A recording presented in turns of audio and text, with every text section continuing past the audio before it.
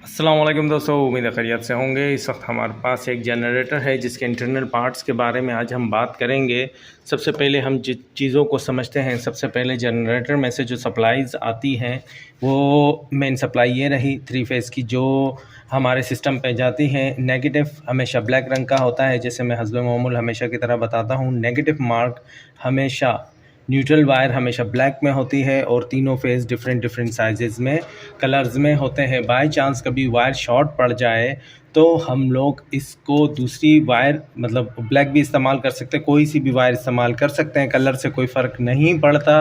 लेकिन वायरों को टेस्ट करना एक प्रोफेशनल का काम होता है, तो आपको इस चीज़ का पता होना चाहिए। फिर मैं कहूँगा ये न्यूट्रल मार्क है, यहाँ पर भी देखें वायर थोड़ी शॉर्ट पड़ गई थी, तो बिल्कुल बंद जनरेटर है। अभी हम लोगों ने इसको ऑन करेंगे, इसलिए हम लोग बेझिझक इस पे हाथ वगैरह लगा रहे हैं। ये देखिए यहाँ पर ब्लैक वायर न्यूट्रल को रिप्रेजेंट करती है और फेस रेड को रिप्रेजेंट करता है।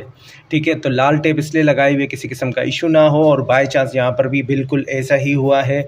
ये देखिए ये न्यूट्रल मार्क बिल्कुल ब्लैक वायर है और यहाँ पर जो वायर इस्तेमाल की गई है ये भी ब्लैक है, ये भी ब्लैक है, ये भी ब्लैक है। फिर मैं कहूँगा कंडक्टर सबका सेम होता है, सिर्फ ऊपर का जो पीवीसी होता है ये चेंज होता है। ठीक है, यहाँ से गई है सीधी ब्लैक वायर। ठीक है, ये दरअसल फेस की है, हमारे पास वायर थोड़ी शॉर्ट थी तो हम लोगों ने इसको सेट में कर दिया। यहाँ पे धूल मट्टी बहुत ज़्यादा है, इसलिए देखें आपके सामने 1 हफ़्ता ही हुआ है हमारी वायरिंग सेट किए हुए और धूल मट्टी किस कदर आ गई है। ये देखिए ये आपके सामने नज़र आ रहा है, ये फेस की वायर है, सीधा जा रही है ये ब्रेकर में, टीपी जिसे कहते हैं 3 फेज़।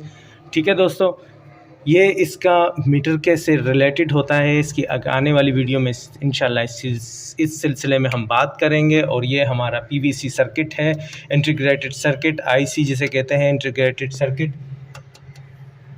ठीक है दोस्तों, इसको हम लोगों ने केबल टाई की मदद से बांध दिया है, वायर के साथ कोई किस्म का कोई इशू नहीं है। और हमारे जो वायर्स इस्तेमाल करते हैं अच्छी क्वालिटी की इस्तेमाल करते हैं। वायर्स में भी 2 किस्म की क्वालिटी होती है, एक कहलाती है VIR और एक कहती है PVC। दोनों में बहुत फ़र्क होता है। विनाइल जो VIR केबल है वो इतनी बेहतर नहीं होती जितनी PVC केबल होती है, इसलिए PVC केबल्स के रेट हमेशा हाई होते हैं। फिर मैं कहूँगा PVC केबल के रेट जो हैं वो हमेशा हाई होते हैं और VIR केबल के रेट हमेशा डाउन होते हैं। इनमें बहुत फ़र्क है, आगे चल के हम इंशाल्लाह हम इस सिलसिले में बात करेंगे।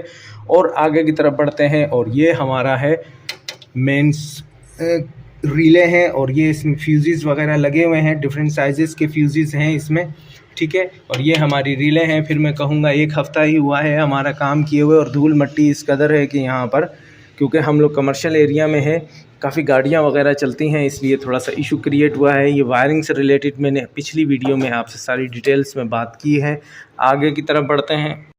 जी दोस्तों, जैसा कि मैंने बताया आपको कि ये हमारी वायर्स जो होती है, कंडक्टर सबका सेम होता है।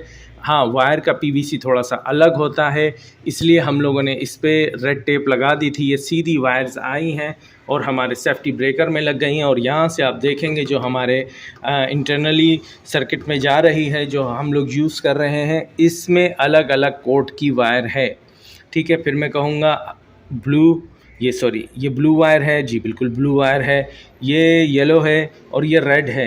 ये सिर्फ कलर कोड्स की वजह से हम लोग ऐसा करते हैं, क्योंकि किसी में फेज़ हाई, किसी में मीडियम, किसी में लो होते हैं। फिर कहूँगा लो, मीडियम, हाई 3 फेज़ होते हैं। वजह ये होती है कि सब एक फ़ेज़ बराबर नहीं होता, कुछ टेक्निकल वजूहात की वजह पर ऐसा किया जाता है। और ऐसा होता है क्योंकि जब हमारी मोटर चलती है, अगर तीनों फ़ेज़ यकमुश्त एक बराबर होंगे, 3 फेज़ की मोटर या 3 फेज़ की मशीन चलती है, तीनों फेज़ अगर एक बराबर होंगे तो मशीन सक हो जाएगी, मशीन नहीं चलेगी। कहीं पे लो, कहीं पे मीडियम, कहीं पे हाई होगा तो रोटेट चलता रहेगा और मशीन चलती रहेगी। इसलिए बाज़ लोग कहते हैं कि कुछ लोग अमीर होते हैं, कुछ लोग गरीब होते हैं।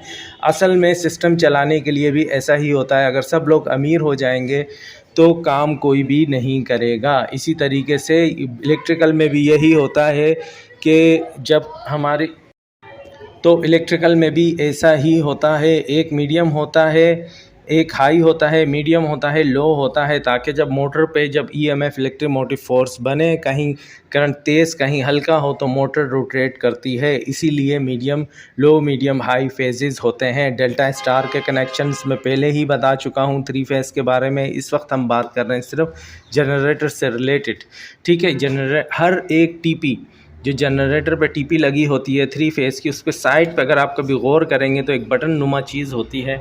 अगर आप इसको पुश करेंगे तो ये सेंटर में आ जाएगा।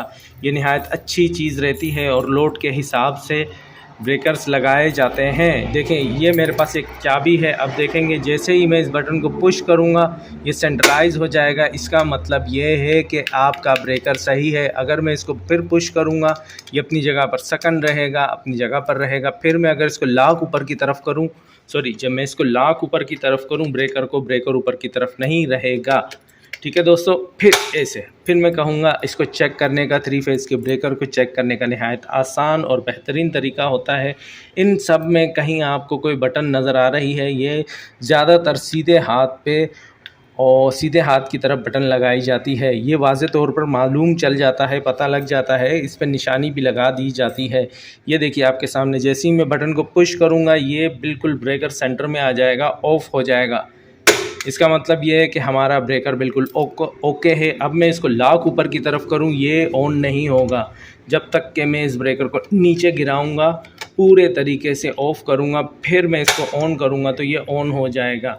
हर ब्रेकर में अलग अलग जगहों पर एम्पेयर्स लिखे होते हैं। इस वक्त जो हमारे पास ब्रेकर लगा हुआ है 150 एम्पेयर का है। ए का मतलब एम्पेयर, एक फेस पे ये 150 एम्पेयर तक बर्दाश्त कर सकता है।